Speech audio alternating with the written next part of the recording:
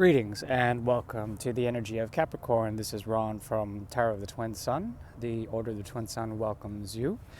We shall be doing a energetic reading for the sign of Capricorn, and you may use any planetary configurations in order to find some sort of alignment with this reading. Okay. Let's see here. There's an activation. It would be, let's see here, about 10 houses away.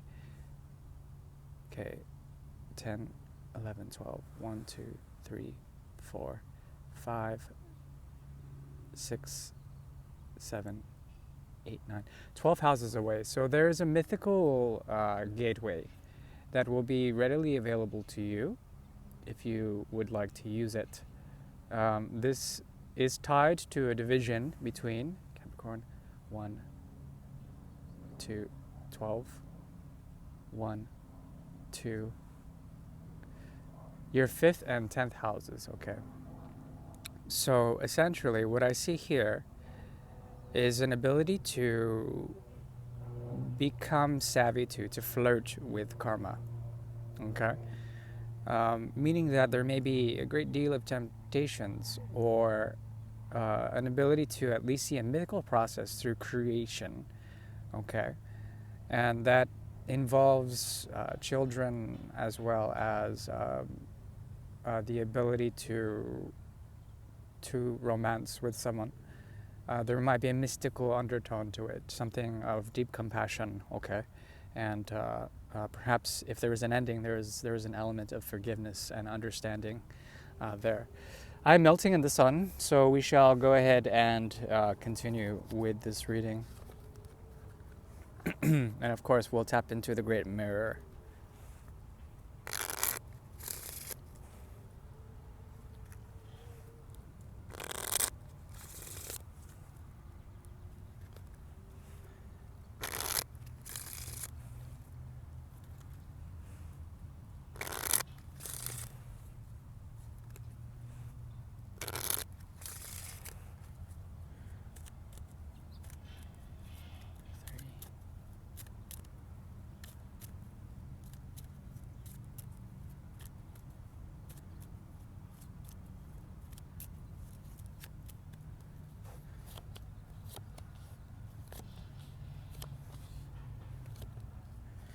Okay, so there may be a secret that from the past into the future, the secret sort of regenerates.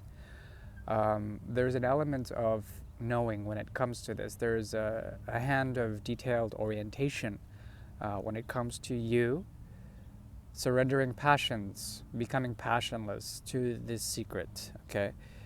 This is an element of information that is being recycled when it comes to the 7 and 8. Okay, so 7 and 8 rods. When it comes to intuition, okay, your intuition is being finely tuned. And there's something about this knowledge that you know that helps you to move forward in very affirmative ways, okay, when it comes to becoming a master of your own intuition. There's something in the near past, okay, when it comes to the month of May, the near past that deals with resources, okay, your financial flow, your ability to also understand commitments or responsibilities and become a master of them, and also to hold them in a certain way, to cradle them. This is what I'm seeing, at least for the energetic response of Capricorn. Also, we shall go into the Great Mirror. The Great Mirror is a tool devised by the Order in order to see the affluential or influential effects or effects of karma between the energy of Capricorn, that is the 10th house, and the opposite, which is usually indicative of the 4th house. Okay. What you can learn from this type of reading revolves around communication of a voice that needs to be spoken, that becomes creatively flexible or creatively fluid in some way, shape, or form, that brings knowledge and information to the other. Okay, so we'll look into this energy now.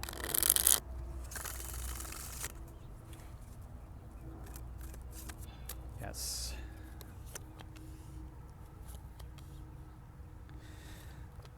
Okay, this is something that requires a great deal of thought or surrendering of thought. There is an ingenuity here that has to do with your ability to bring truth and to stand by truth regardless of what occurs. Okay, so truth being the key signature here, meaning that your thoughts in how they manifest and how they pertain to the situation or this relationship or situation essentially encompass the truth, but the truth cannot be understood by all. It's something that you are responsible for. It has to do with a futuristic way of looking. It has to do with the righteous path, the path of Dharma and truth. Okay, you're dealing with someone here who has their commitment somewhere else, or at least there's something that that they attribute to the outside world.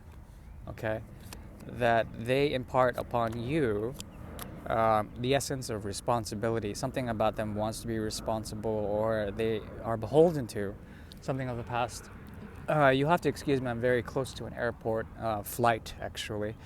So there's a number of aerial manifestations going on now. When it comes to this, there's an element of fate to this type of situation, to this type of connection that has to do with the conquering of fear as well, the ability to become very privy to what? To intuition, okay, coming into the light of day. There's something that you are waiting for, or both of you are waiting for with this, and it has to do with the ability to become firmly open to emotional flows between each other. But unfortunately, right now it's very heady. This type of connection is really heady, and there's a lot of intellectual or cerebral activity surrounding it that has to do with the right way of thinking. Okay, and this is a very good thing. It's auspicious that there's at least a locus or an inkling of understanding when it comes to responsible thinking. There also is here the emergence of great emotional flow, like as I've mentioned. Something about it, this type of situation is deeply spiritual. It also is indicative of, once again, walking the right path. This person finds peace, or you find peace in this person. There's something about them that because of their responsibilities, you find them to be extremely polished in some way, shape, or form. Unfortunately, the focus is not on you. There's something about you that, once again, must find a way to become soft when it comes to the things you bring to the table. Okay, and this type of situation represents not only a conditional relationship with one, but an unconditional relationship with many. It has to do with responsible ways of thinking in order to manifest an element of fluidity with your emotional currents that need to be fostered or set somewhere in an appropriate manner. Let's look more into this. They are dedicated to a foundation of conservation. But then the holy pair is here. There's something about them that is consciously fixated on contracts as well as spiritual manifestations in their own reality, and they're trying to find a path there. But they also see something about you, even though they conserve and hold a lot about this. There's an element of contribution here. Both of you contribute to this feeling of isolation or this feeling of separation, but there's a spiritual path under it. I see a lot of twin energy here. It's a very interesting reading, considering what can be brought from it. Okay. Let's see. That would be the Ace as well. That could also be the Seven of Cups. It also could be, I think it's more the Ace. There's something about the right way of thinking here that it has to do with the way things are directed after a point of chaos or disorder. Okay, and this allows for the foundation of many choices to be opened up when it comes to connections with many, when it comes to authentic connections with many that are artistic and spiritual in nature. Okay, it's a very strong reading, this one, but something has you found something of an equal here, and both of you are either beholden to realisms or idealisms, and they need to be tempered in some sort of way. Your idealisms and their realisms do not exactly promote the best of situations when it comes to unifying, but you are unified in the common sense of isolation. Okay? That is what I see between both of you. There is a unification of the path that is walked outside of what is expected. Okay, that is what I see. In terms of advice, there needs to be a fixed point when it comes to this new eclipse. Okay, a way of seeing in sorrow an ability to understand a calling, or seeing in a feeling of downness to rise up from that and to find the calling, whatever that means. Okay.